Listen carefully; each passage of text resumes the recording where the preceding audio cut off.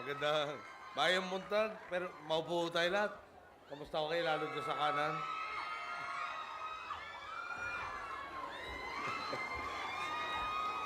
Gagawa pa po kami ng bahay. Vice President Jojo Binay, Secretary Voltaire Gasmin, Secretary Babe Singson, Secretary Nicky Soliman, Secretary Brother Armin Luistro, Secretary Sunny Coloma, Secretary Neric Acosta, Governor Alfonso Boy Umali, League of Provinces, Manong Oca Rodriguez, Mayor of San Fernando, President of the League of Cities, of course, our host, Mayor Lawrence Cruz, Congressman Barb Dominguez, Del Monte, Ms. Margarita Wallstrom, the NHA General Manager. Chito, can you please stand up? Okay. Pangako sa akin, June 2012, tapos na yung 1,700 na bahay dito. Siya ho yung nangako sa atin lahat para maliwanag. Mr. Luis Oquiñena, Ms. Dr. Jacqueline Badcock, of course, our benefactor, Mr. Ramon Ang, and thank you in advance for the next 4 years that you're continuing the program.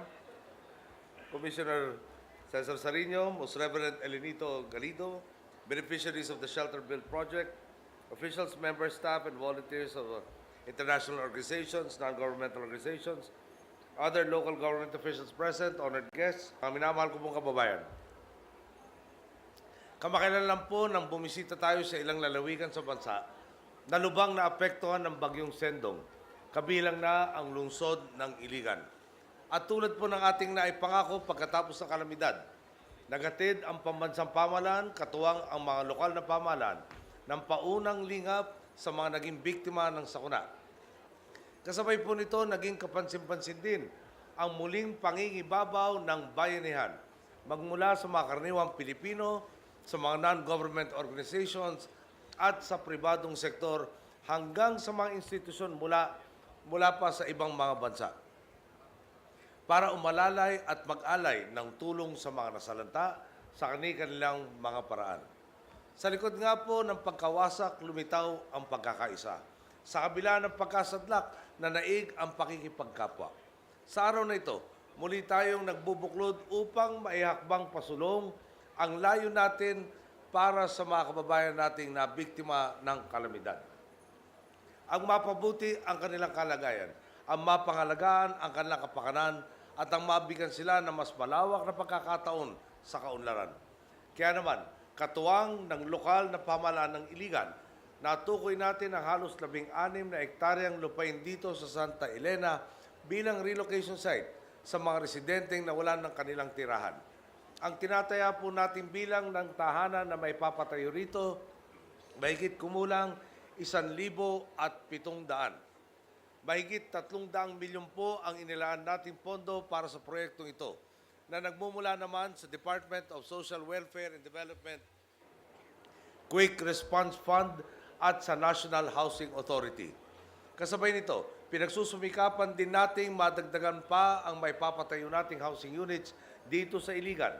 Sa kasalukuyan po, nasa 5,200 pamilyang Iliganon ang target nating mailipat sa mas ligtas na lokasyon sa lalong madaling panahon. Pagdating po sa pagpili ng mga lugar na kanilang paglilipatan, hindi lamang tayo basta nagtuturo ng bakanting lupa sa barangay ganito o sa sitio ganyan. Sinisiguro po natin sa pangunguna ng Mines and Geosciences Bureau na ligtas at malayo sa peligro ang mga lugar na ito. Hindi po tayo makakapayag na laging nasa bingit ng alanganin at naglalaro sa dehado ang kaligtasan ni Juan de la Cruz.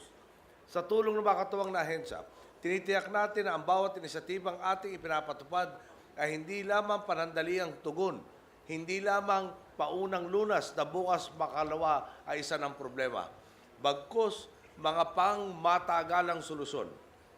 Sumasaludo po ako sa bawat sakay ng ating gobyerno na nagsumikap upang maabot natin ang araw na ito. Kinikilala din po natin ang tibay at dedikasyon ng lokal na pamahalaan sa Iligan sa pamumuno ni Mayor Lawrence Cruz upang taas noong makabangon sa pagsubok na ito. Alam mo nyo, baka naman sabihin nyo, sip-sip ako kay Mayor Cruz. Ako po hindi na kailangan sumip-sip, hindi na po ako tatakbo.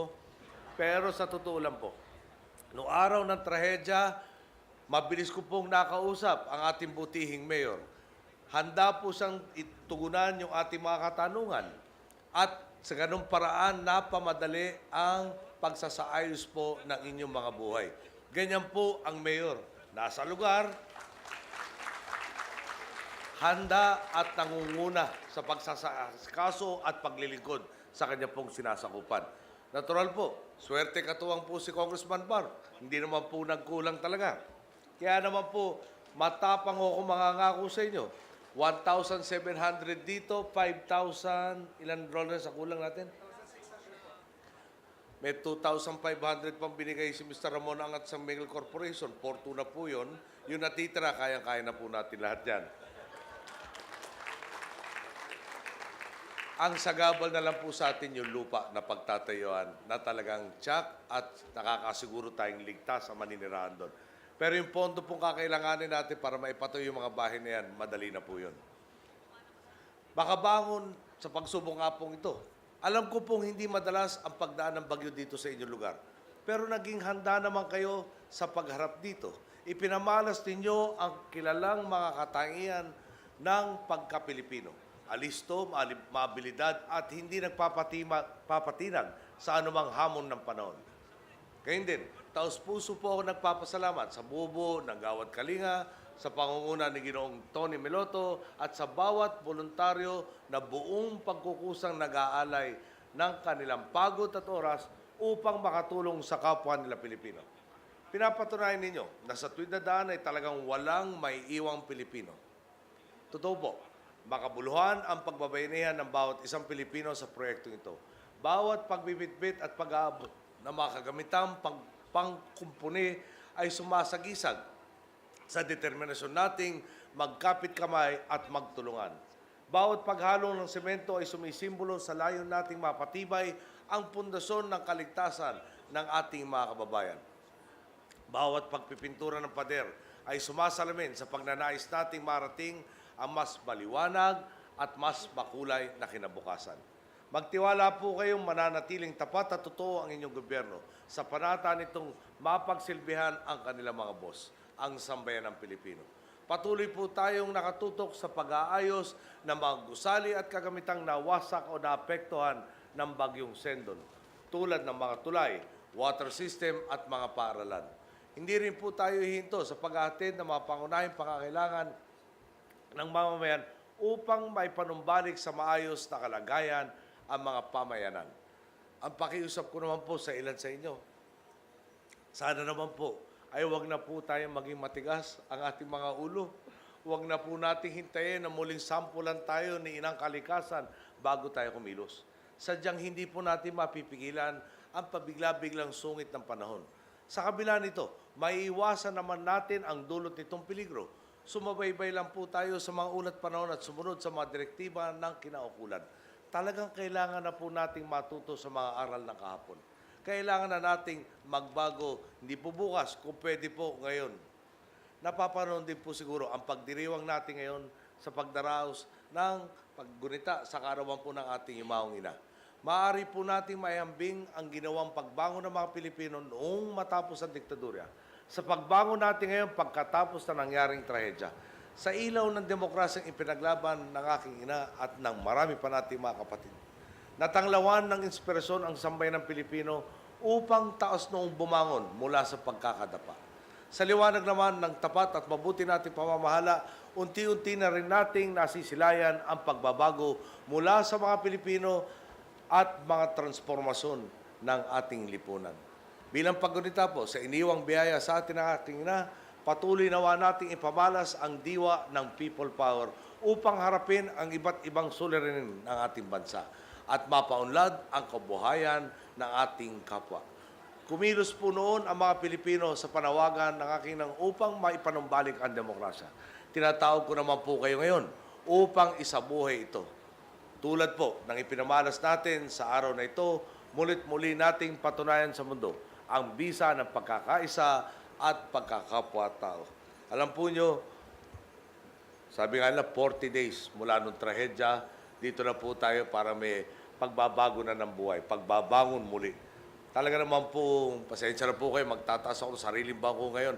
Proud po ako sa team nating nanay tayo, mula kay Dinky, kay Lawrence, sa ating pong Department of National Defense, sa unang mga tumulong sa mga nasalanta, si Brother Army na magpapatayo ng mga eskwelahan nyo, at iba-iba pang mga sangay ng gobyerno, mga pribadong organisasyon, mga volunteer organizations, na nung araw po, baka 40th day, pare-pare tayo nakalugmok, hindi natin alam kung ano mangyayari.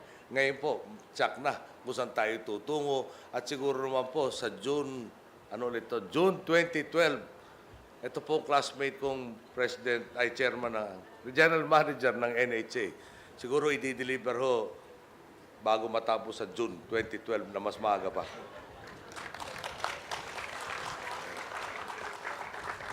Dito siguro klarong-klaro sa ating lahat. Pinangako ko sa inyo nung araw, kung walang kurap, walang mahirap.